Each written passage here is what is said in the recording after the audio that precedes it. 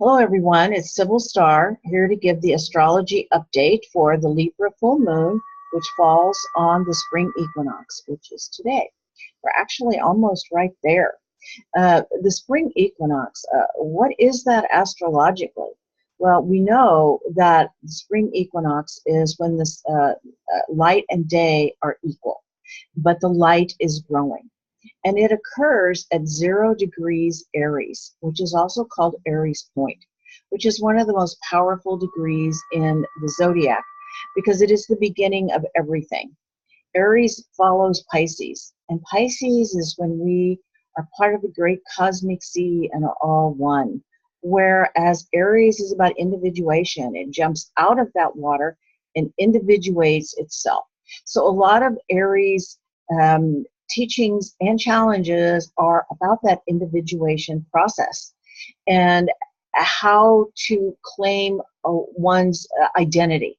It is about an individuation, identity, and often it is that me process.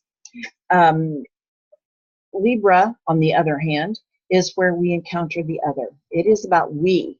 So Aries is, and the full moon always occurs, um, you know, it is opposite the sun. It is when it is opposite the sun, and it is when the light of the moon, when the light of the sun is fully reflected in the moon. And so they're both involved. In a full moon, sun and moon are both involved. And so the sun is about me, Libra is about we.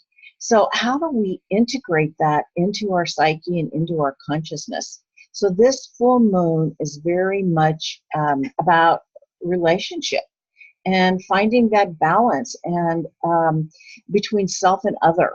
Uh, and the Libra full moon is really shining the light and illuminating the we process as well. So, but there is integration. It's also about the balance between masculine and feminine. It is that dance that we do inside of ourselves that is masculine and that is feminine. And Libra is seeking balance. Libra is always seeking balance. So where might we be out of balance in that integration within ourselves and with others? Where might we be out of balance in our relationships with others? Where might we be giving too much? Where might we be taking too much? Libra has a tendency to overgive, to overcompromise, and Aries has a tendency to be selfish and hold on. And Libra can be very codependent, whereas Aries, like I said, can its shadow side can put themselves always first. So where is the integration as to where there is a good sense of self, having good boundaries, which is Aries, versus being considerate and caring for others without being codependent.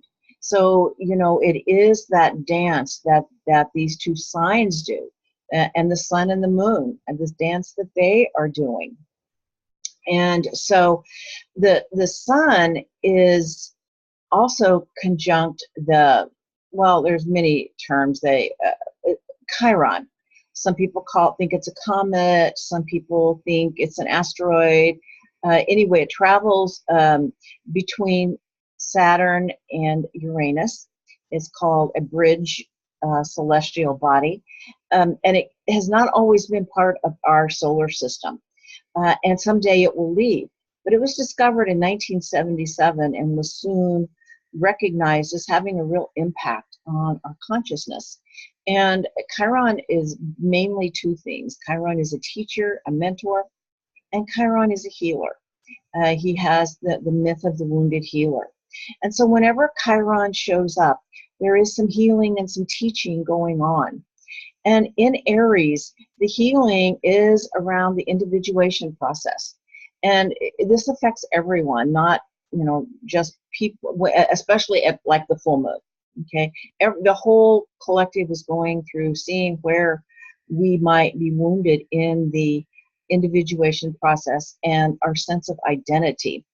And sometimes when our sense of identity is threatened, we can get very aggressive. Aries, the shadow side of Aries, can be aggression, can be anger, And but where might we also not have good boundaries? Where might we not be assertive enough? You know, so they're both there, and they're both really strong. And so as they're doing this integration dance, it feels to me like what the Libra moon is saying, because the Libra is as it's seeking balance, and it's seeking balance in all things, and it's also the sign of peace. And it feels to me like what we're being shown and taught is as we can see so much aggression and anger and frustration rising in our world, is how to meet it. And of course, on one hand, it's, you know, it's about setting good boundaries, but this particular full moon is saying that it is about approaching it with a peaceful heart. And being aligned with your own inner truth allows one to have a peaceful heart as in the midst of the chaos of this world, and how we meet that. Um, and the Saturn and Pluto and the South Node are all in Capricorn right now. And and Capricorn is one of the signs that has a lot to do with with patriarchy. And we are seeing, and Pluto brings the shadow, whatever sign it's traveling in, it brings the shadow work up to the surface, up to consciousness, so that we can look at it and be aware of it. And Saturn is the hard work we need to do, and the South Node is the past. And so in these really challenging and difficult times, it seems to me is that we are seeing the shadow side, the underbelly of the patriarchy rising, which is, I'm going to call it the wounded masculine. Uh, and it feeling like, you know, how certain sectors of our populations that carry the male energy are maybe feeling disaffected and angry and frustrated, and yet it's not okay what's happening. And yet we're being asked to meet it with a peaceful heart, which just simply means that to remember that violence begets violence. And so it's so important to have that center. Everything in this new moon is saying about getting centered, um, and approaching the world with a peaceful heart. And one of the ways to do that is to meditate, and to maybe have some mantras that will help you get centered and grounded, especially if you're dealing with people that um, are allowing anger and aggression to rise. And just take some deep breaths. And a mantra that I use that works for me is to just take a deep breath in and say, breathing into my inner sanctum and breathing out into infinite space. And to do that like 3 or 4 times, breathing into my inner sanctum, breathing out into intimate space and infinite space. And to just whatever mantra works for you, to open your heart. It's about heart opening, being aligned with our inner truth, which is about love, and it is about being in alignment with our hearts. Now, this full moon at 0 degrees of Libra is in an aspect to Uranus and Taurus. It's a pretty tight aspect. It's called a quincunx, but not important what the aspect is. Um, and it's at 0 degrees Taurus, and the moon is at 0 degrees Libra. And so Uranus in Taurus is, to me, so much about the consciousness of Mother Earth speaking. And that is another way to find peace, is to get in alignment with Mother Earth. And there's another mantra that Thich Nhat Hanh uses that I like a lot. And it says, breathing in, I know that I am in Mother Earth. Breathing out, I know that Mother Earth is in me. Breathing in, I know that Mother Earth is in me. Breathing out, I know that I am in Mother Earth. And you can say it whatever order you want. It is the same thing, but it is about breathing and allowing yourself to connect deeply to Mother Earth, because she is going to be one of our really strong guides in the next 7 years. And she is an aspect to this new moon, or full moon.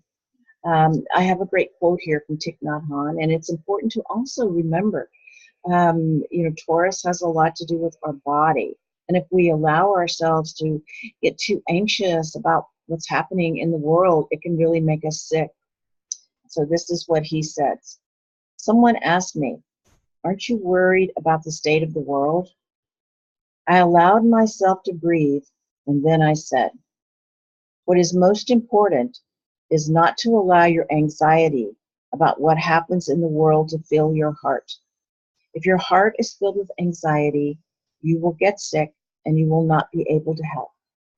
So it's really important, and he modeled it there. Before you respond, take a deep breath. Just to an angry situation, and to not carry the anxiety of the world in your heart, because it will make you sick, and then you won't be able to help. And it is a difficult situation, but everything in this new moon to me is saying so much about finding that peace in our heart.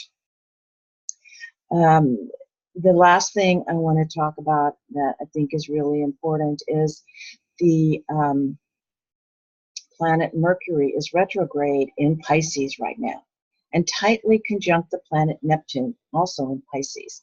And these planets are traveling together for the next 3 weeks. And so Mercury has to do with the mind. And in Pisces, it's a very right-brained mind. And Neptune is the heart of the universe. Neptune is the divine love that is the heart of the universe, and the field around us, which is compassion. So with these planets traveling together, it's just telling me that psychically, we're going to be able to really tap into the field of compassion that is around us, which is unity consciousness. And as we tap into unity consciousness and we remember that we are all one, even though in our lives we are individuated, it will help us have more compassion, not only for ourselves, but for others, and to remember to condemn the action, and to find a place in our heart to forgiveness at some point for those who hurt us and the terrible things that are happening in our world. But to heal what is happening, we must have peace in our hearts, be connected to that field of unity consciousness, while at the same time setting good boundaries and saying, no, this is not acceptable. And so it's like a form of peaceful protest. And so I hope this video has helped you in these challenging times to understand the direction we're getting from Spirit is that everything, the way things change is when they change in our own hearts. And we have some big openings to allow peace in our hearts and to be able to open to the connected field of all that is. All right. Thank you so much.